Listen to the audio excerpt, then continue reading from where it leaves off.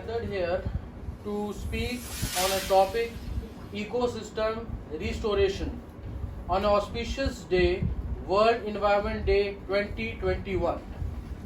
So as we all know that today our environment is on an alarming scale degrading, and every year approximately around 10% of the economic growth money is pulled for the restoration of our plants, of our ecosystem, which is present state. And if we do not focus and if we do not work on it, this percentage might increase. And if we see that the persistent increase of finances what our government is putting in restoration is basically weakening the capacity of the world itself.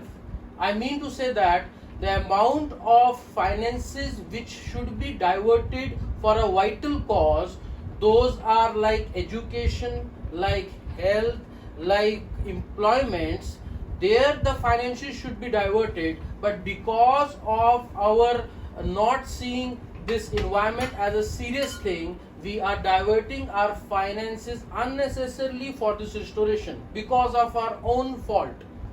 Now, before we get into details, what exactly we mean by ecosystem restoration? It is basically the recovery of a degraded or completely destroyed ecosystem.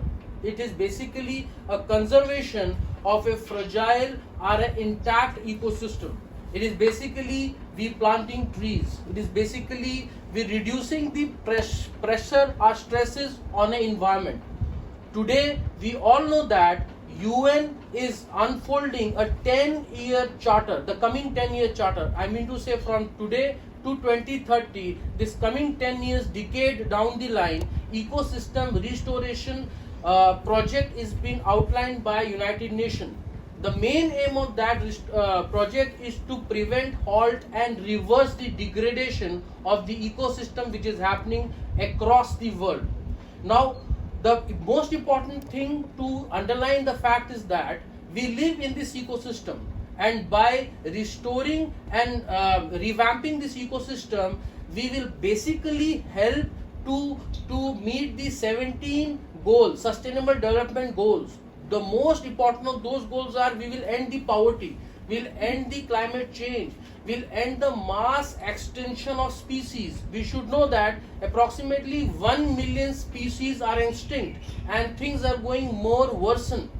Now from today till 2030, United Nations has come up to a conclusion that approximately 350 million hectare of degradable terrestrial and aquatic ecosystem need to be saved. If that is achieved, then approximately around 13 to 26 gigatons of greenhouse gases will be removed from this planet, and hence this planet will be less warmer and will be more viable for living. We should know the fact, as an engineer, as a fraternity of engineers, we should know that the economic benefits what we will get tomorrow by putting finances today is 9 times. I will explain this point. The point is that if we put 1 rupee, in saving our environment, in putting trees or whatever, we will get 9 rupees benefit in coming time. 9 times the economic benefit we will get if we start investing right now. And the reverse is also the same. Reverse in the sense, if we are not acting today, if we are not investing today because of our inaction and because of our ignorance, tomorrow 3 times the amount of money we have to put in to restore the same environment. The point is that today if we put 1 rupee to save the environment, we can restore it. But if we are not putting the same amount, from coming time, it will become 3 times. That means 3 rupees we have to put. This is an approximate data. I mean to say the point is simple. Today if we restore our environment, if we put some amount in restoring it, tomorrow there are huge economic benefit to the complete mankind across the world. And the same way, if we are not doing it, tomorrow we have to compulsorily do it. We will be pushed to do the same. Also we should know, it's a very alarming fact is that around 4.7 million hectares of forest is getting disappeared every year. that is a size approximately equal to the country of Denmark.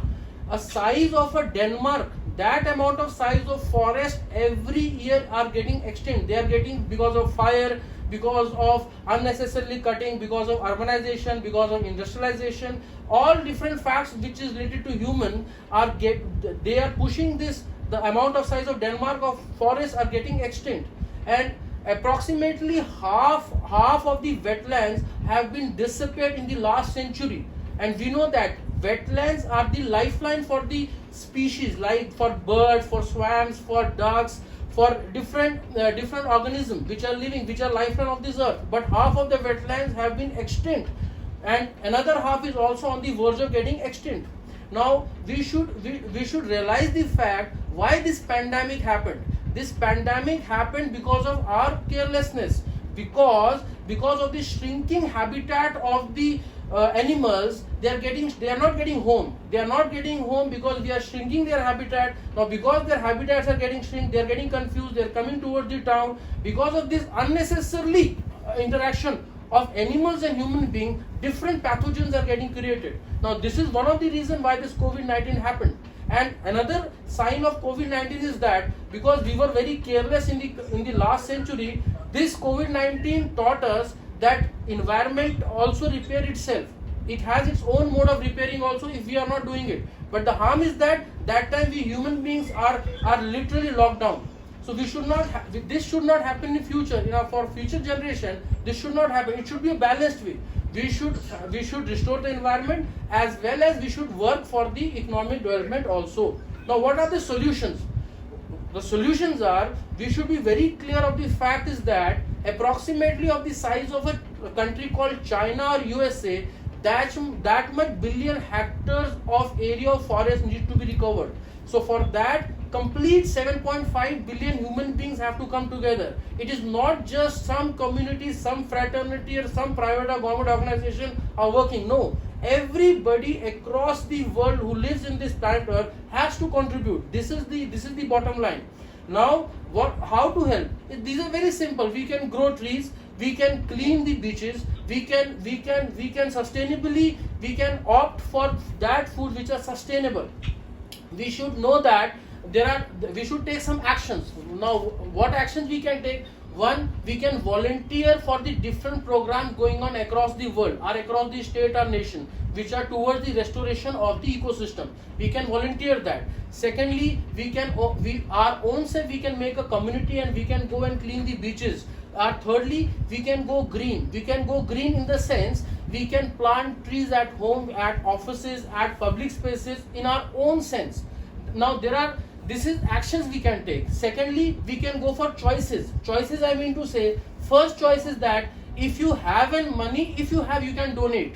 If you have money, you can donate for this cause, for this restoration cause. Secondly, you can stop all the unsustainable food. You can stop all the food which is not sustainable. Thirdly, we could revamp our diet plan. Revamping our diet plan in the sense we should eat green. We should eat the substance which is degradable at the ground level also. We should not go for those foods. We should not go for all those stuff which are non-degradable, which is making our planet very difficult to degrade that stuff.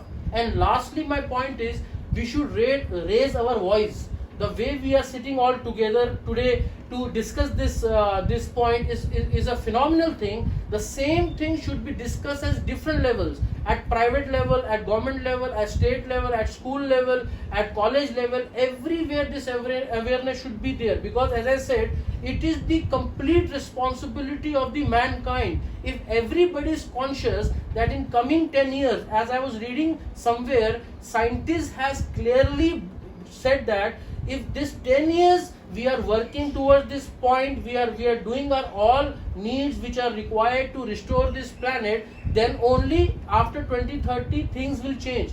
If we are not doing it, if we are simply taking everything very casually, then by 2030 things will go in catastrophic effect. That cannot be stopped. That climatic change cannot be stopped. So we should be aware of this fact that everybody has to share the responsibility. It is not just the responsibility of government or some individuals. And secondly and lastly, my point is that Today, the most influential form of influence is online social media. So every media, that is Facebook, internet, Twitter, TikTok, everywhere, this awareness campaign should be there, so that the younger generation, which are looped in this social media platform, they should also understand that this is not just the responsibility of some senior people or only the people who have done college or who are working. No, this is the responsibility of that 6-year child also, 10 years also, 20, 100, every. The broadband of this responsibility is a newborn baby till a man who lasts on this earth. So my point to everybody is that it's a very, very great initiative of United Nations. It's a very great initiative of United Nations Environmental Program, that we are taking this point seriously. Now this responsibility holds across us. We should put things very clearly, that we should plant trees, we should volunteer for the different programs, we should have healthy foods, we should stop all the unhealthy and non-sustainable foods. And lastly, this pandemic has taught us, if we are not taking care of environment, then environment knows how to take care of itself. But the point is that once the environment takes the charge, then we human beings are locked. So next time, for the younger generation, this should not happen. We should be out in the environment. Environment should also grow. We should also grow, so that in the coming years, everything, climate change, poverty, all the catastrophic effects, burning of fire in Australia should be stopped, and we should go for a viable, healthy, and a beautiful green tomorrow to come. Thank you so much, and have a great day. Thank you so much, sir. Thank you, Mr. and making a good comparison between saving and restoration of the environment, and which is, I think, well fitted as old quotation. Spend time and save 9. So it is exactly the same. Spend 1 rupee today and save 9 rupees tomorrow. So that's well said. Thank you, sir. Thank you. Now I am